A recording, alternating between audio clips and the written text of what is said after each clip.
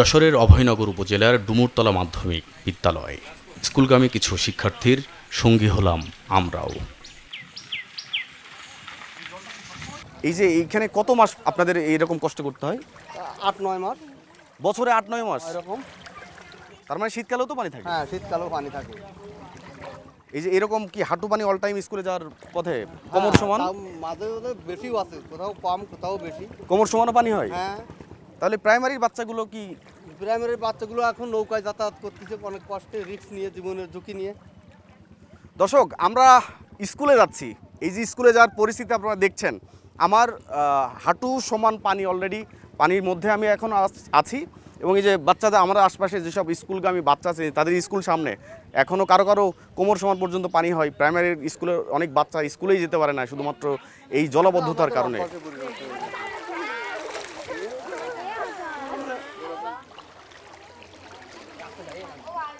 এমন কোনো দিন নেই যে বাচ্চারা 2-5 জন ভিজবে না, বইয়ের ব্যাগ এগুলো সবসময় ভিজতে থাকে। সবসময় আমাদের 2-5 জন স্টুডেন্ট থাকে যে আজকে জ্বর, তারপরে যে অসুস্থতা থাকে, সর্দি কাশি এগুলো লেগেই থাকে। তারপরে এই যে জলে সারাক্ষণ ভিজার কারণে ওদের দেখি চর্মরোগ, যেটা হাত পায়ের এই যে খোস পাছড়া, চুলকানি, এই আর উপস্থিতি তো আমরা শতভাগ পাই না।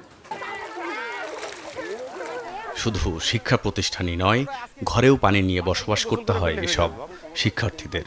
তোমাদের কি কোনো খেলার ফিল্ড আছে, মাঠ আছে? ওই দৌড়াদৌড়ি, রাস্তার উপরে দৌড়াদৌড়ি, ওই যে যেটা একটা রাস্তা আছে তোমাদের।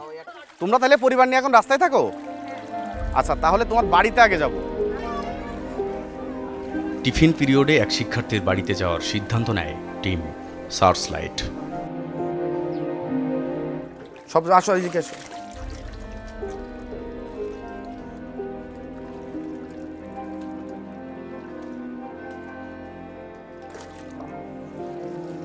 স্লিপ মানে অনেকদিন ধরে পানি জমে আছে মনে হয়। ও, এখানে ঘুমাও?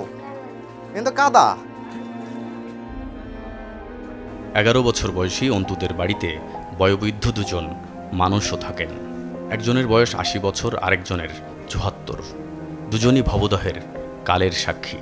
আপনার এইভাবেই কি আপনাদের দিন কাটে? হ্যাঁ, এইভাবে আমাকে দিন কেটে যাচ্ছে। বসে বসে বসে থাকি নাকি এই জলের ভিতরে, কী করবো? কোনো উপায় নেই তো আবার।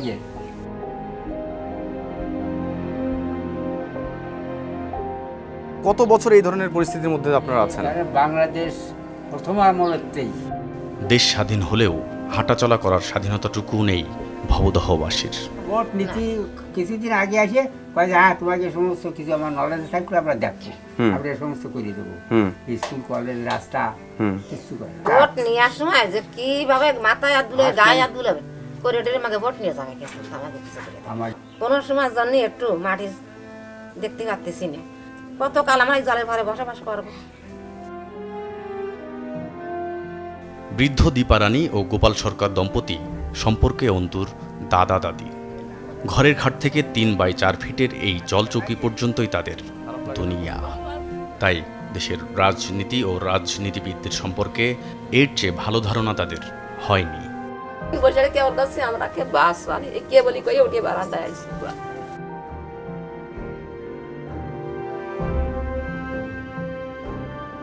এইভাবে বসে থাকি আমরা কতদিন বেঁচে থাকবো? তুমি একটু পাও। বদ্ধ জায়গায় থেকে সারা শরীর অসাড় হয়ে গিয়েছে দীপারানীর। শেষ বয়সে একটাই চাওয়া, মাটিতে একটু হাঁটতে চান। এই তোমাদের ঘরের ভিতরেও পানি উঠে গেছে? জন্মের পর থেকে এই বাস্তবতা দেখেই বড় হচ্ছে অন্তু, যদিও তার স্বাস্থ্যের অবস্থা একেবারেই ভালো না। তোমার কি কাশির সমস্যা হয়েছে?